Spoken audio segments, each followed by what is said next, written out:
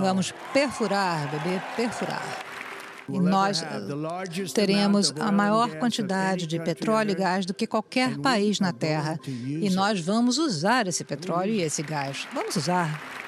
Enquanto uma das maiores potências do mundo retoma antigas práticas, o presidente americano anunciou que vai permitir perfuração de petróleo e gás no Refúgio Nacional de Vida Selvagem do Ártico. Essa região é uma das maiores áreas de natureza intocada remanescentes nos Estados Unidos. Outra está mais preocupada com a transição energética. Hoje ela é responsável por mais de 30% das emissões globais, vem justamente da China. Mas, por outro lado, a China também é esse país que tem investido cada vez mais nas energias renováveis. A China começou o ano passado com a capacidade instalada de energia solar equivalente a 2 vezes toda a produção de energia do Brasil, de todas as fontes. E de lá para cá, já adicionou o Brasil inteiro. A velocidade de adição de energia limpa no sistema chinês é mais alta do que todo o resto do mundo combinado. Essa diferença entre os países ficou ainda mais evidente na última Conferência do Clima da ONU, em Belém. O governo americano não enviou nenhum representante ao encontro.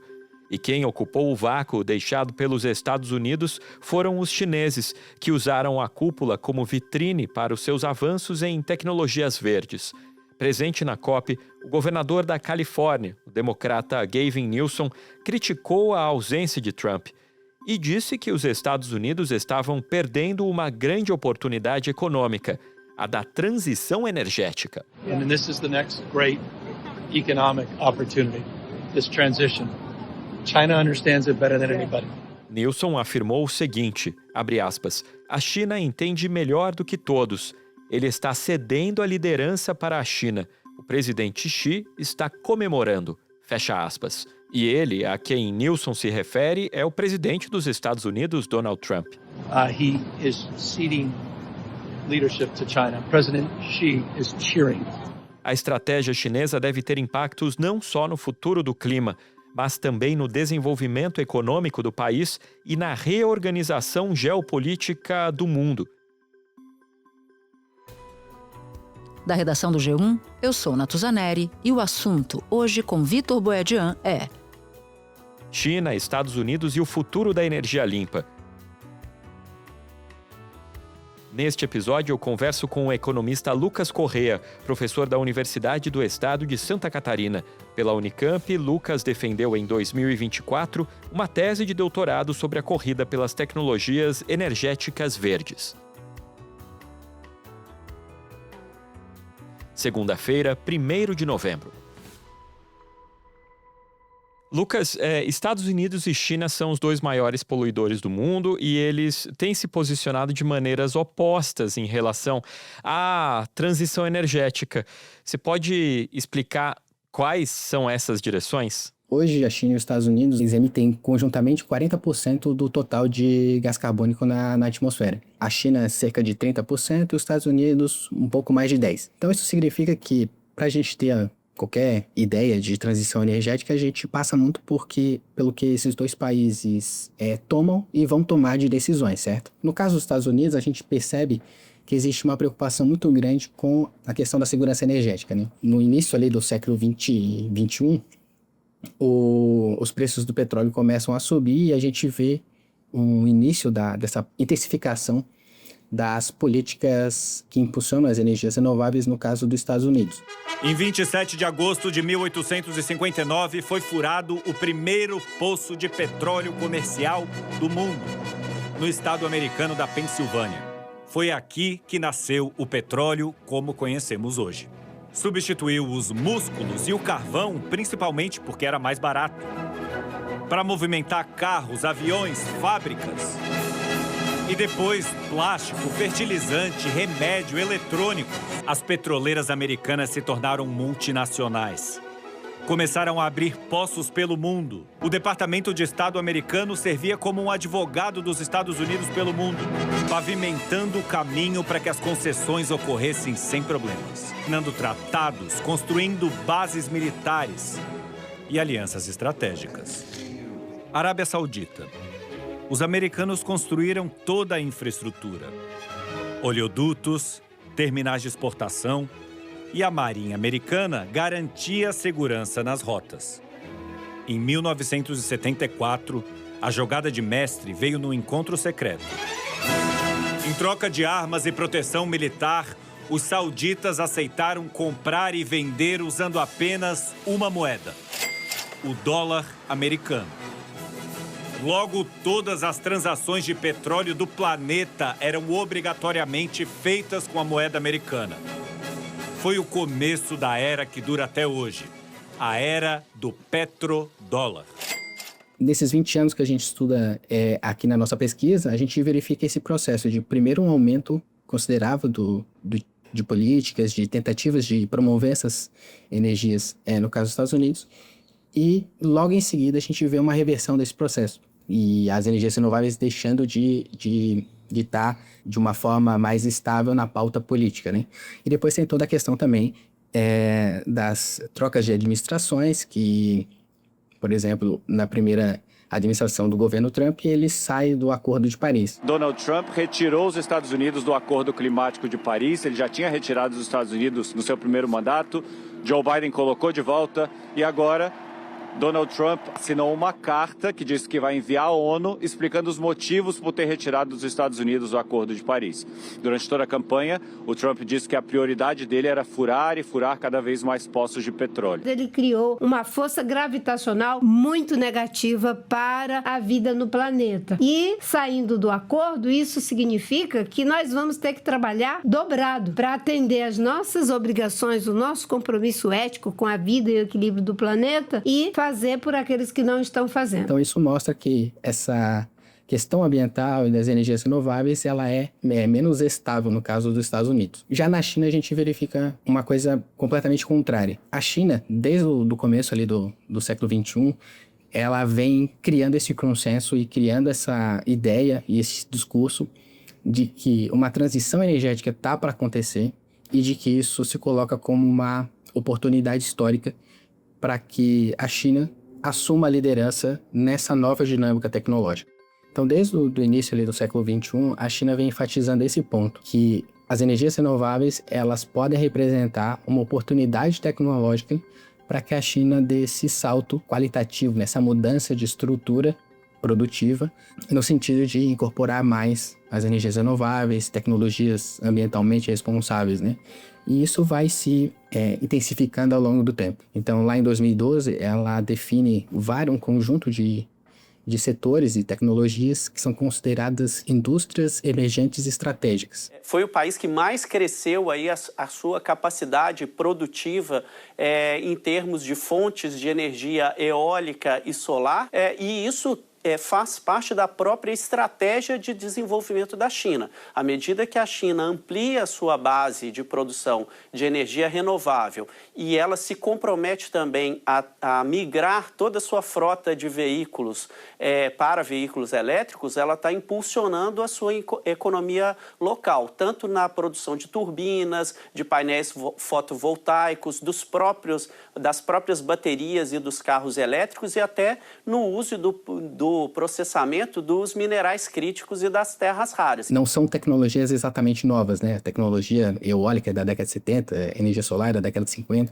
Então não são exatamente tecnologias novas, mas que elas estão ganhando força e ganhando essa estrutura mais recentemente. E por estar acontecendo tudo isso mais recentemente, significa que não existem tantos competidores muito bem estabelecidos no mercado. Então a China percebe isso como uma oportunidade. Então, nesse sentido, a gente percebe, né, o caso dos Estados Unidos muito mais conjuntural, que depende das administrações que estão no poder ou de como estão os preços e como estão as outras fontes de energia, enquanto no caso chinês a gente percebe uma ideia muito mais estratégica e de longo prazo, né, visando o desenvolvimento econômico, né. A questão da tecnologia, da inovação, ela é um componente muito importante para que o país consiga dar esse salto no processo de desenvolvimento. Quer dizer, a China conseguiu colocar dentro do projeto de desenvolvimento econômico a transição energética, é isso que eu estou entendendo, né? Agora, como é que conseguiu dar passos tão largos nessa direção? Dado com o objetivo de longo prazo, a China consegue, com todo o seu aparato de planejamento econômico e de os planos quinquenais e todo esse arcabouço de política pública que ela consegue implementar, a China consegue, então, criar esse arcabouço de políticas que é bastante complexo e bastante agressivo e que foi evoluindo ao longo do tempo. Então, a gente analisa ali na tese 20 anos de história da China, né, de 2001 a 2020, e a gente verifica que nesse pequeno espaço de tempo, ela conseguiu mobilizar vários instrumentos de políticas públicas com o objetivo sempre de atingir esses objetivos ambiciosos e de longo prazo que ela foi estabelecendo. Espera um pouquinho que eu já volto para continuar minha conversa com o Lucas Correia. Agora, você mencionou aqui a energia eólica, que não é, como você disse, não é uma tecnologia tão nova. Eu também me lembro até da energia solar, aquelas calculadorazinhas da década de 80 que tinham um painelzinho de energia solar, também não é uma tecnologia nova. Nem bateria, menos ainda, não é uma coisa nova. Por que a China está tão à frente nessas tecnologias que não são tão novas, enquanto outros países que produziam isso ficaram para trás? O que a China fez foi identificar que esse movimento está começando a surgir das preocupações climáticas, está cada vez vai se intensificando mais esse tipo de preocupação e de direcionamento de política, e conseguiu mobilizar, então, instrumentos para apoiar esse tipo de indústria, né? Então, ela consegue apoiar em várias etapas, né? Então, ela começa com instrumentos e políticas visando, por exemplo, absorver tecnologia externa. Depois, ela vai implementando políticas e incentivos para fortalecer as indústrias que estão nascendo lá na China, e depois para aprimorar a capacidade nacional e até, por fim, que a gente mostra ali na tese, entrar nessa dinâmica de tentar, de fato, dominar essa tecnologia e de ser líder, ser um líder tecnológico nesse tipo de inovação. A China tomou uma decisão consciente, ela não tem os recursos de petróleo suficientes para a frota que ela tem, e decidiu investir na eletricidade. Nas ruas de Pequim, o silêncio do trânsito. Ônibus, motos, bicicletas, tudo elétrico. Carros elétricos já são mais da metade dos vendidos no país. É a eletrificação da economia. No transporte, isso é massivo. Vai de redes de metrô em suas megacidades a uma rede de trem-bala com mais de 40 mil quilômetros. Hoje, por exemplo, as baterias chinesas, elas estão inclusive nos carros elétricos fabricados por outros países, né? Por que essa preferência pelo produto chinês? A China, ela, no geral, ela é comumente conhecida, né, até popularmente conhecida como a origem de produtos de baixa qualidade, chamada de a fábrica do mundo e tudo mais. E o que a China está tentando fazer é justamente romper com essas ideias, né? Então, por exemplo, tem políticas e planos, né? Por exemplo, o Made in China, lá de 2015, ele tem essa ideia de transformar o país, então, da fábrica do mundo para um país que, de fato, está inovando e está tomando essa dianteira, né? No estudo, a gente mostra que não só a quantidade de patentes chinesas nessas tecnologias vem aumentando, mas também a qualidade dessas patentes, né? Bom, vamos falar de um produto específico que a gente vê aqui no Brasil. O mercado de carros elétricos aqui no Brasil, 90% está sendo de marcas chinesas, apesar de termos aí muitas marcas de outros países com mais tradição aqui no mercado brasileiro. Por que essa aposta em mercados emergentes como o Brasil, e quais são as perspectivas de competitividade das outras marcas com relação às chinesas que estão chegando de maneira tão ostensiva aqui ao país? Então, o carro elétrico é um caso bastante emblemático disso que a gente está conversando, né? Há poucos anos atrás, a gente via os carros chineses, né? Carros a combustão mesmo, os carros normais. Existia essa percepção de que eram carros de má qualidade, carros que quebravam, carro que o pós-venda era ruim, coisas nesse sentido, faltava peça. Todos esses problemas que donos de carro precisam olhar, né? O início dos chineses no Brasil foi bem difícil, cheio de preconceito e desconfiança. O primeiro a chegar em abril de 2008 como o carro mais barato do Brasil foi o EFA M100. Custava R$ 22.900, mais barato que o Uno Mille da época. A qualidade de acabamento e materiais, não agradou o brasileiro. E ele deixou de ser importado em 2012, com menos de 2.000 unidades licenciadas nos 4 anos que ficou por aqui. O Made in China, né, produto de uma qualidade inferior, esse conceito basicamente se perdeu. A complexidade dos produtos chineses, a tecnologia, a automação, tudo que a China tem desenvolvido, isso mudou completamente dos tempos para cá. Então a China vinha tentando entrar nesse tipo de mercado em que a competição já é mais acirrada, porque existem já empresas e países bem estabelecidos nessas tecnologias, então é difícil competir com uma marca já estabelecida, muitas vezes centenária. Então, a China tentou competir com essas outras empresas nesses mercados, não conseguiu. E quando ela parte para os carros elétricos, a gente verifica que a competição ela conseguiu tomar essa frente de uma forma muito mais rápida, justamente por conta desse novo mercado. Ele está surgindo agora, está crescendo, esse emergente, né? Então, essa oportunidade tecnológica, ela se abre justamente nesse momento em que não existe um líder estabelecido, né? A gente tem todas as montadoras de automóveis no Brasil são estrangeiras, poucas, ou acho que nenhuma, na verdade, está produzindo carros elétricos no Brasil, né? Os carros chineses representam hoje 82% das vendas de híbridos e elétricos no Brasil. Dos 126 mil vendidos no ano passado, mais de 103 mil são de marcas chinesas. Então, acho que a China ela entra aqui justamente por ter essa estrutura mais frágil, mais fácil de entrar. E também, é claro, tem questões tarifárias, né? Por exemplo, no caso dos Estados Unidos, a tarifa sobre carros elétricos chineses é de 100%. Na União Europeia, varia entre 17% e 38%. No Brasil, para carro elétrico é 18% e para carro híbrido é 20%. Então é mais fácil entrar nos mercados que tem essa barreira tarifária menor, né? Quais são as implicações geopolíticas desse empenho chinês em desenvolver tecnologias de energia limpa e exportar para o mundo todo? Olha, eu acho que o primeiro ponto ali, o de produzir essas tecnologias, é importante porque, por mais que o objetivo principal seja o desenvolvimento tecnológico, né, e essa disputa tecnológica, a segurança energética está sempre por trás desses investimentos em energia. Energia é um componente estratégico e essencial para o desenvolvimento econômico, para o crescimento econômico de um país. A China, ao longo aí desse período que eu analisei, de 20 anos, ela continua crescendo aceleradamente, mesmo agora que está crescendo mais devagar, mesmo assim é um crescimento bastante acelerado e isso demanda bastante energia. Então, acho que o primeiro passo que a China foi capaz de, em alguns momentos aí desses anos, a gente teve a crise econômica, os mercados externos, eles se encolheram e a China se voltou para dentro, né? E começou a investir e implementar essas tecnologias lá. Então, acho que o primeiro componente é isso. Só um exemplo, né? Em 2009, a China produzia 40% dos painéis solares e ela tinha uma capacidade global de apenas 2%. Ou seja, a China era produtora dessas tecnologias. E agora ela também consumidora e ela está direcionando boa parte dessa produção que ela tem para atender as necessidades internas. Então, hoje a China ela importa 24% do total de energia que ela consome no ano. Então, a questão da segurança energética é um ponto importante e eu acho que é um ponto importante também do ponto de vista geopolítico, porque diminui essa dependência de importações de outros países e principalmente de petróleo e gás, que em geral são importações que envolvem vários desses tipos de conflitos, né?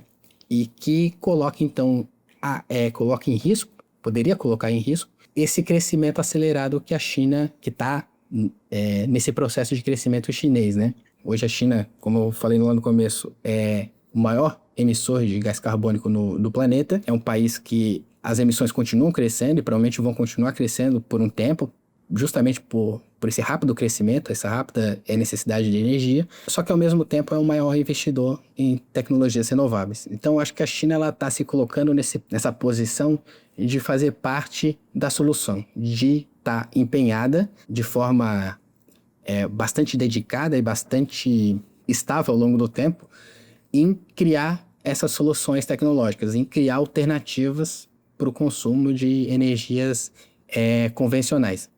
Então, acho que isso também é um componente importante, né, no discurso, no debate internacional da China se colocar nesse ponto, né, de fazer parte dessa solução e ajudar e colaborar, né, a sua maneira para a transição energética. A China tem 10 trilhões de motivos para acelerar. Esse foi o faturamento em reais com a economia verde no ano passado. Quase o valor de toda a riqueza produzida no Brasil no período. Só para a gente finalizar, eu queria saber a tua opinião. A China está muito à frente a ponto dessa competição ter sido vencida em definitivo ou ainda há espaço para concorrentes nesse mercado? Eu acho que é cedo demais dizer que a China venceu a corrida, né? Eu acredito que a própria tecnologia e a inovação é um processo que é bastante dinâmico. A gente pode a qualquer momento ter algum tipo de inovação diferente que pode mudar esse mercado, né? Dado que ele está dando seus primeiros passos agora, né? E claro, o que a gente olha na nossa pesquisa é um recorte também muito pequeno, né? A gente olha 20 anos de história, então é cedo demais para dizer que a China venceu e acabou. Essa disputa ela ainda está em aberto.